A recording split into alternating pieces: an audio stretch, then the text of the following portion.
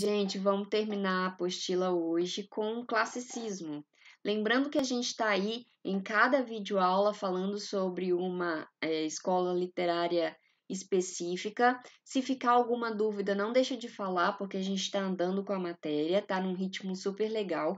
E a cada escola literária que a gente entrar, a gente vai perceber que precisa aí de como se fosse uma corrente, né? Uma vai pescando a outra, que vai pegando características de outra.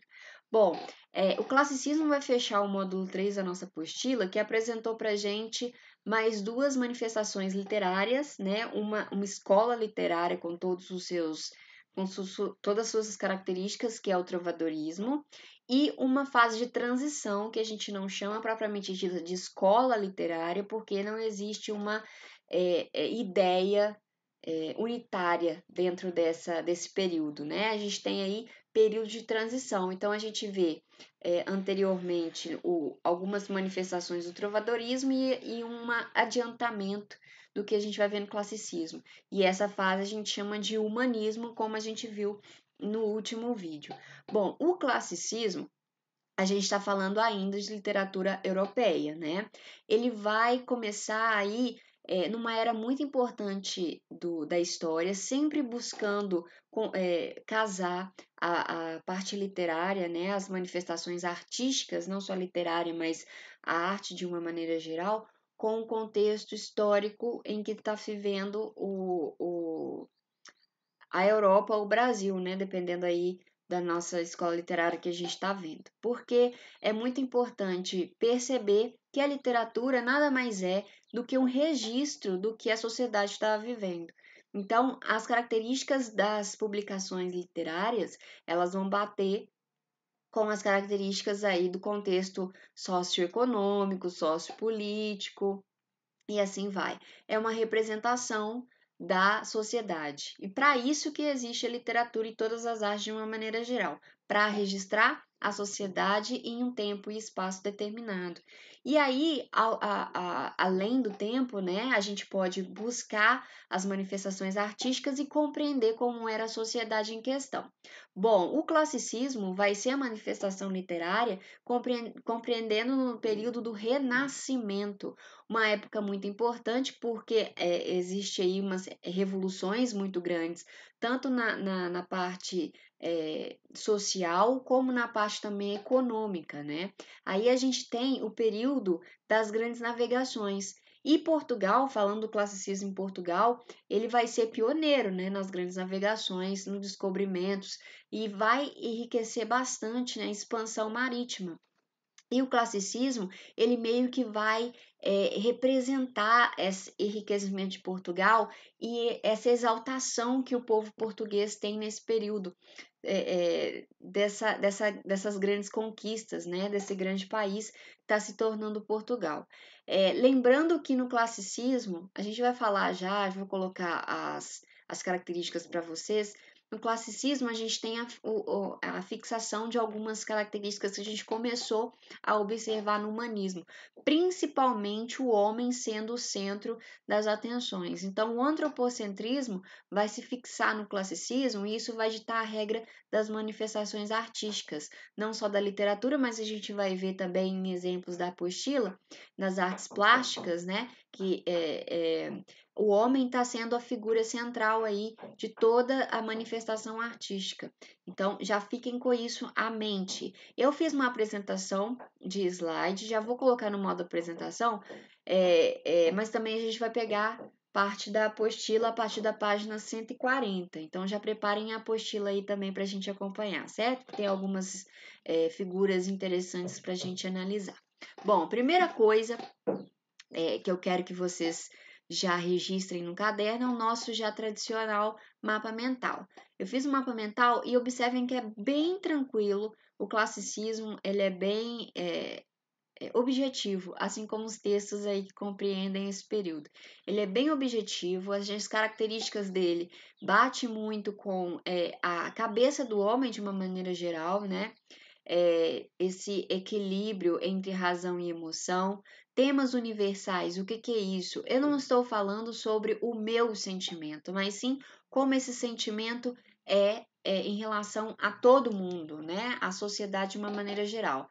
Por exemplo, existe a registro de amor? Claro que sim. Só que não é um amor que eu sinto sobre as minhas impressões sobre o amor. Não, é o amor como uma verdade absoluta, né? Como um sentimento universal. Tá?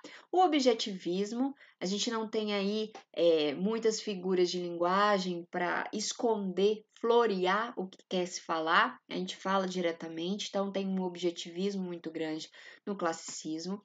A gente observa também o surgimento de novas formas poéticas, e essas formas poéticas são mais rígidas.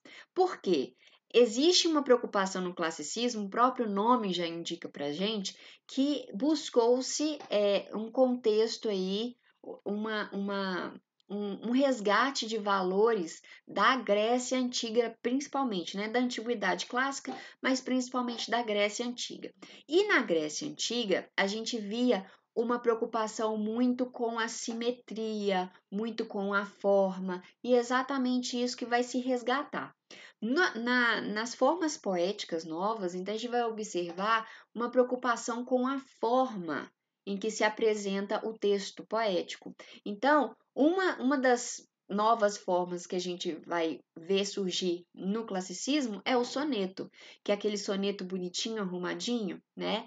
E a nova métrica, que é a decassílaba. Antes a gente via muito manifestações aí com redondilhas maior e menor, e agora que a gente chama de medida velha, e agora a gente tem a medida nova, que é o decassílabo. São versos com 10 sílabas métricas, que dá uma forma do poema meio que quadrado, assim, é bem visualmente simétrico. E além do soneto ser aquela forma totalmente marcada, né, com 4-4-3-3, 2 quartetos, 2 tercetos e os versos muitas vezes em decassílabos, a gente vê também os temas do soneto também resgatando, tentando resgatar essas temáticas aí da antiguidade clássica. Então a gente vai ver muita mitologia, a gente vai ver um apagamento da religião cristã, a gente vai ver mais uma crença pagã com deuses e tudo mais. Tudo isso dando aí carga ao momento que estava se passando. Porque, olha só, no Renascimento, a gente tem uma coisa super importante aí da sociedade, que é a reforma protestante, a decaída que tem da Igreja Católica. E aí faz sentido. Aí a gente está querendo apagar a imagem da Igreja Católica, porque existem aí outras formas de religião, outras religiões surgindo, e nas manifestações artísticas, obviamente, a gente vai demonstrar esse decaimento da Igreja Católica com outras manifestações aí religiosas. E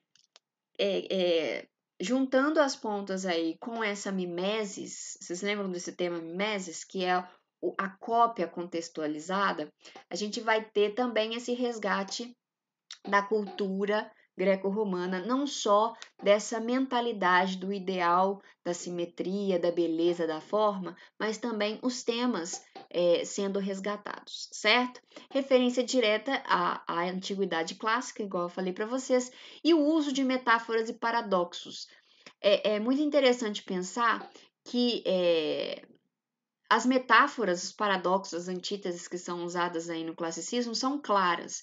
Não são aquelas metáforas muito bem elaboradas de difícil compreensão. Como a gente tem o objetivismo aí nas linhas poéticas, as metáforas são claras, são de fácil compreensão.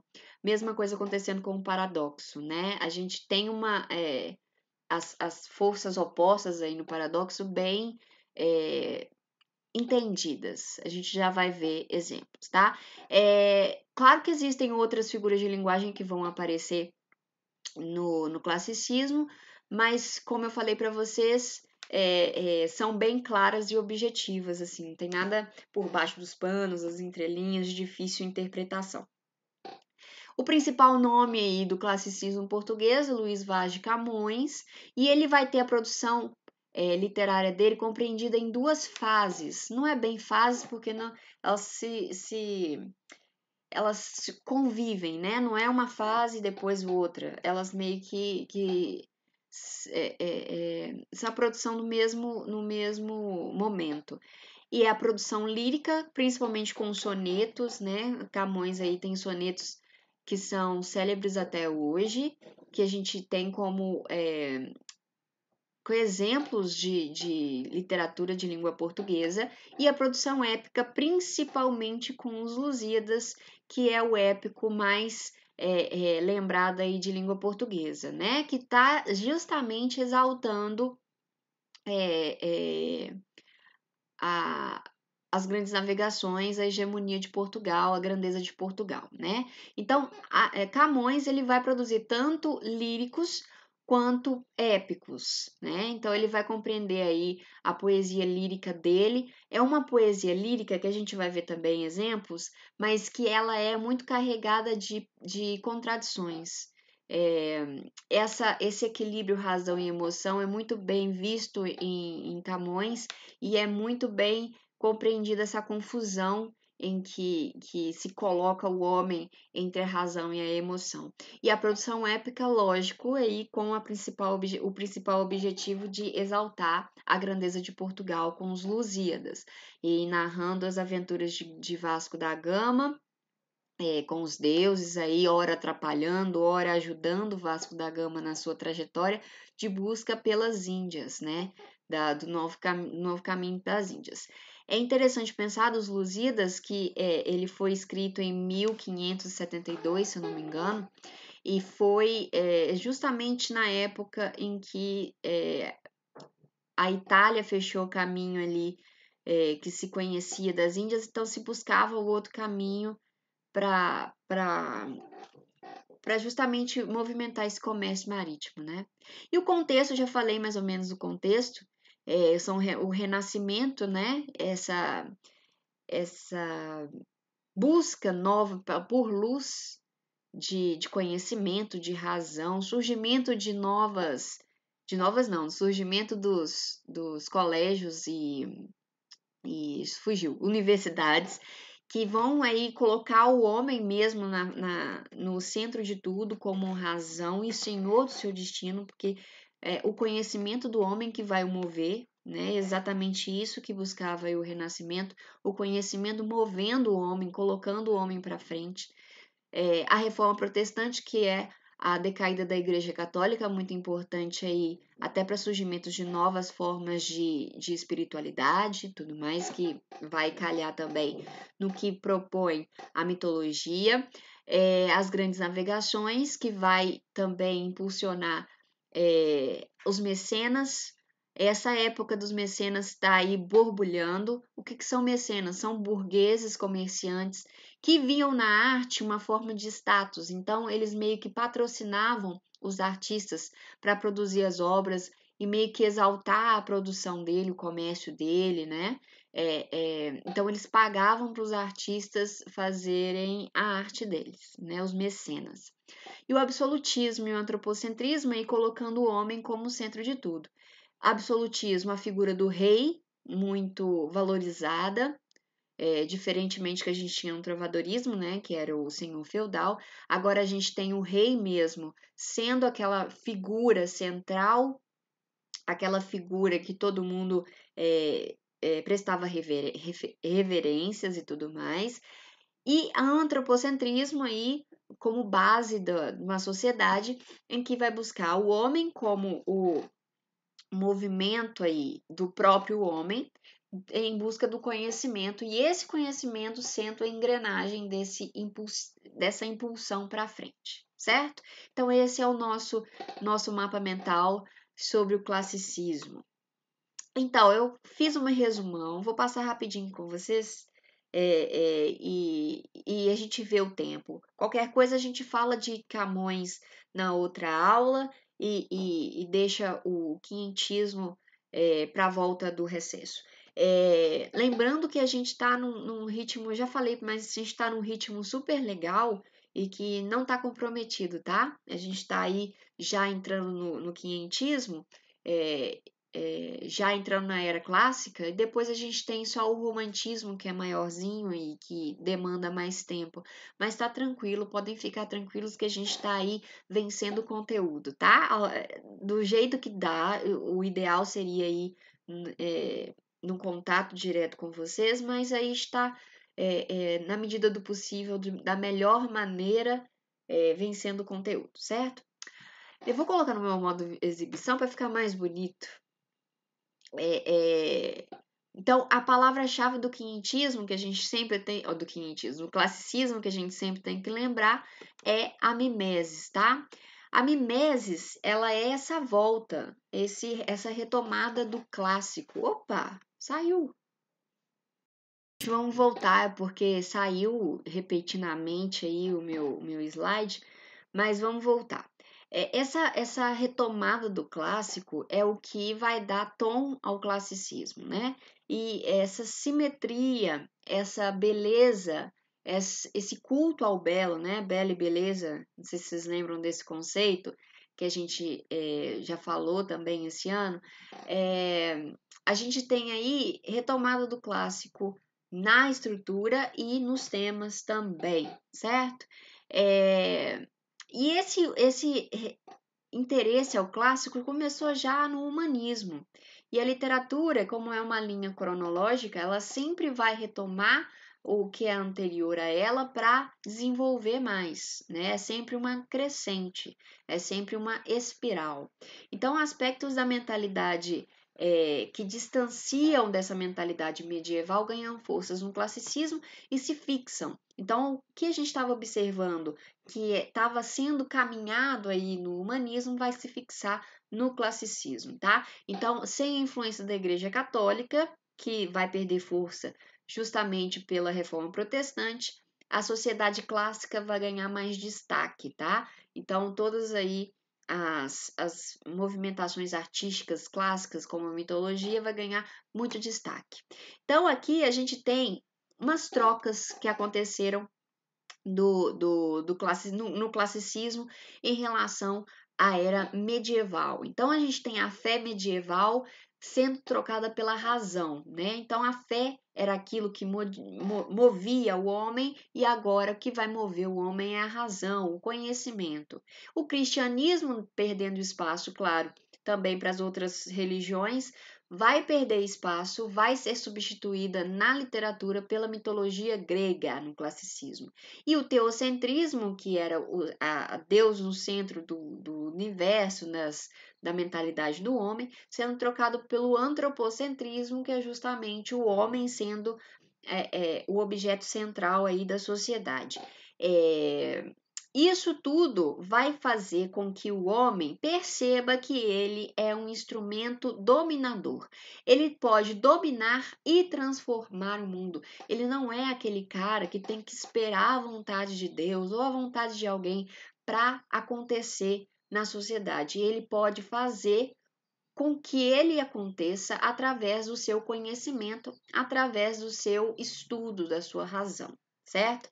Então, essas transformações deram ao homem o poder transformador do mundo. E aí a gente tem o que eu já tinha comentado com vocês, a nova era sendo instaurada, porque antes a gente tinha aí, a gente estava quando a gente falou do trovadorismo, a gente estava falando da era medieval, né, da Idade Média. Então a gente tem aí difusões de eras, né? A gente tem divisões de era. Na Antiguidade, que é a cultura grega e a cultura latina. Na Idade Média, a gente tem a Alta Idade Média, que ainda não existiam manifestações literárias aí registradas, e a Baixa Idade Média, que a gente começa a ver as cantigas trovadorescas ganhando força. E a partir da Baixa Idade Média, a gente já consegue perceber que a literatura ia ser dividida em períodos, tá? Depois da Baixa Idade Média, a gente vê aí a transformação sendo sugerida através do humanismo, né? O humanismo não aparece aqui de novo, porque ele não é considerado uma escola literária fechada. É um período de transição em que a gente observa tanto características do trovadorismo como adiantamentos do que a gente vai ver no classicismo. Então, o humanismo está meio que no meio dessas duas eras aqui. Aqui o humanismo se encaixaria, e aí depois, com o surgimento do classicismo, do renascimento, das manifestações artísticas aí ganhando força, também pelos mecenas, né? A gente tem a instauração da era clássica, que é compreendida aí em três escolas literárias, que é o classicismo, que a gente está vendo, o barroco e o arcadismo.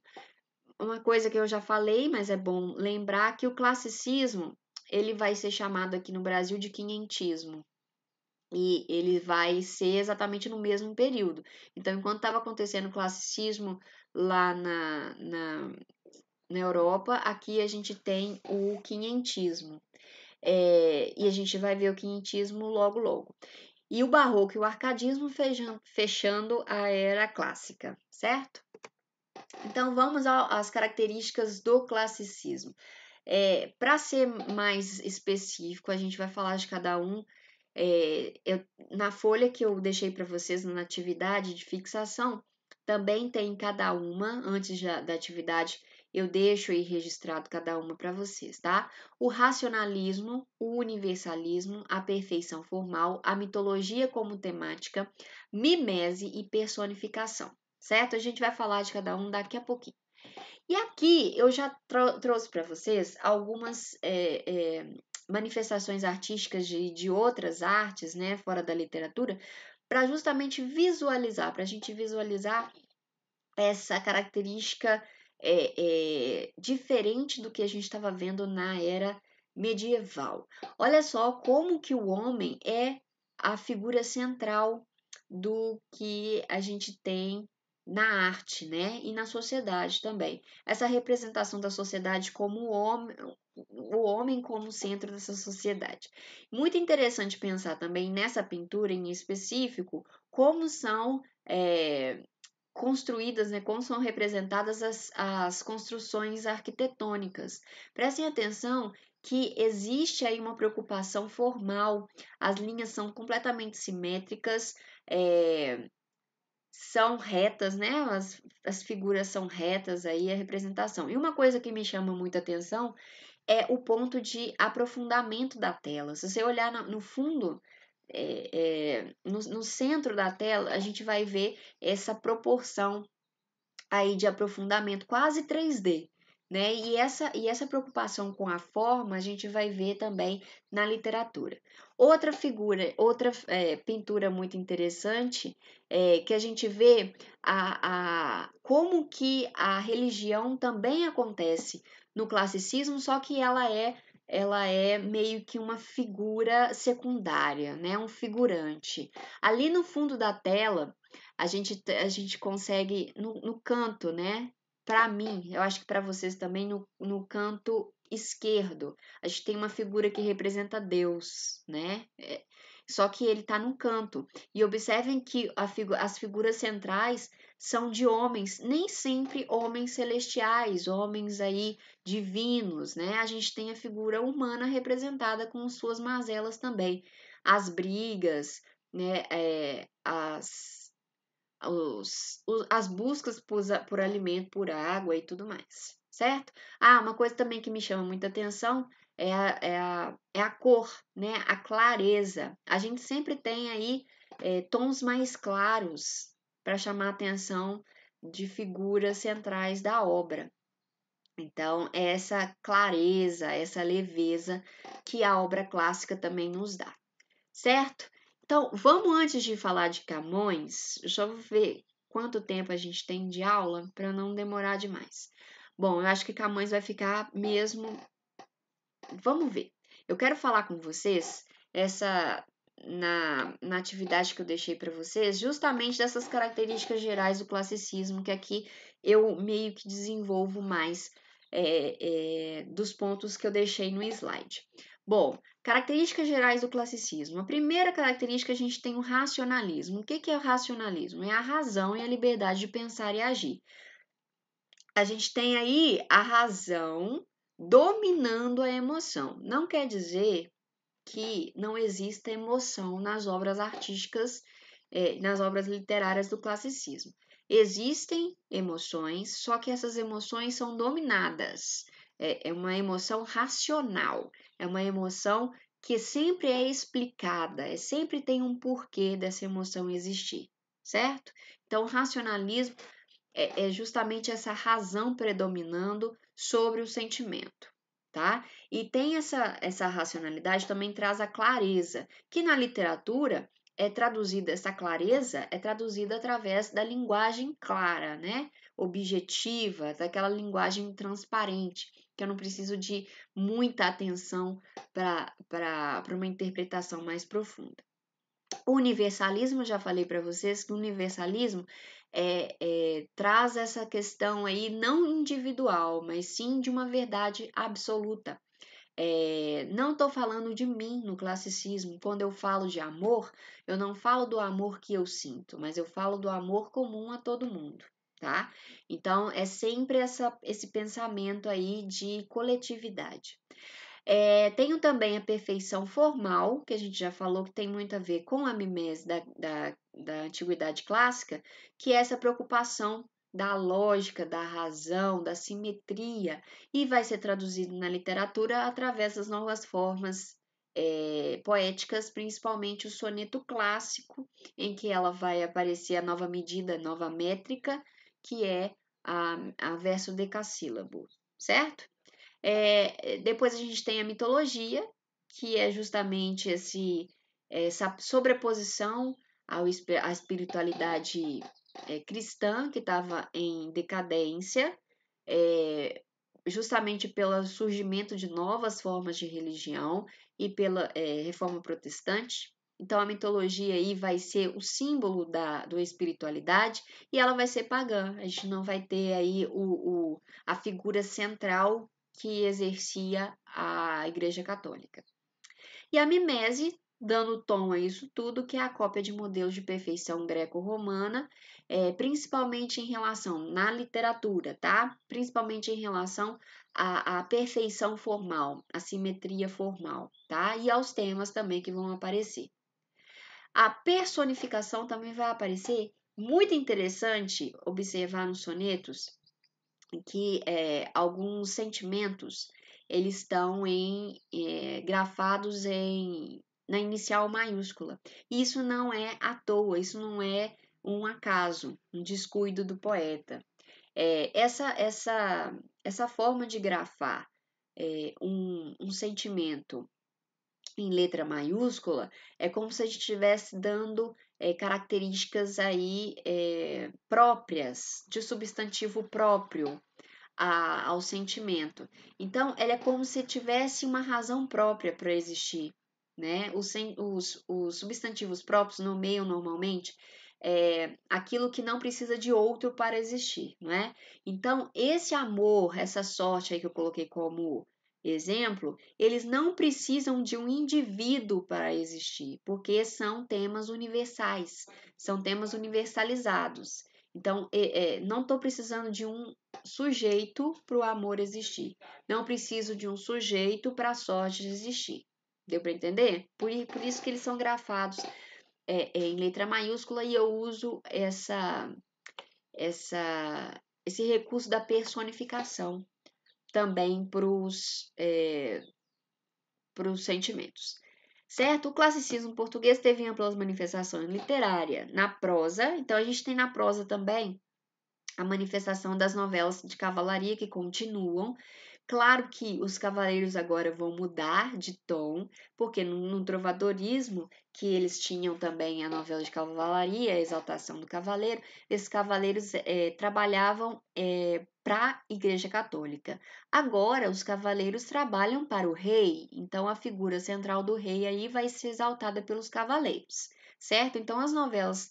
Muita atenção, as novelas classicistas são aquelas que o cavaleiro trabalham para o rei, para o bem do rei. E as novelas de cavalaria trovadorescas são aquelas que o cavaleiro trabalha pelo bem da igreja, tá? Então tem essa mudança aí. Então a gente tem literatura de viagem, que é o que a gente vai ver no quinhentismo, prosa documentária também, que vai entrar nas cartas, né, nos documentos aí das Novas Terras, certo? Claro que a gente tem aí os teatros, né? William Shakespeare na Inglaterra vai produzir bastante aí no classicismo e, sobretudo, os poemas que vão ser as manifestações literárias mais presentes, principalmente nos sonetos clássicos, né, que vai transparecer essa mentalidade de razão, de simetria e de lógica também na literatura. E sem sombra de dúvidas, Luiz Vaz de Camões foi o grande nome desse período literário, tendo se manifestado na lírica e na épica. E esse é o assunto que a gente vai iniciar o próximo vídeo para não ficar muito extenso. Então, no próximo vídeo a gente fala de Camões. A gente termina falando de Camões para deixar bem claro aí a importância de Camões no classicismo e fala também do quinhentismo, o pontapé inicial de uma literatura sobre o Brasil ou de uma literatura brasileira. Eu quero também ouvir você sobre esse aspecto, tá? Então, qualquer coisa, estamos aí. Façam os exercícios, já iniciem os exercícios com sonetos de Camões, mas com as características do classicismo. E a gente continua falando de Camões no próximo vídeo, certo? Então, qualquer coisa que precisar, é só falar, é só chamar que a gente resolve, tá? Um beijo para vocês e continuem firmes aí nos estudos e vai dar tudo certo. Confiem, tá?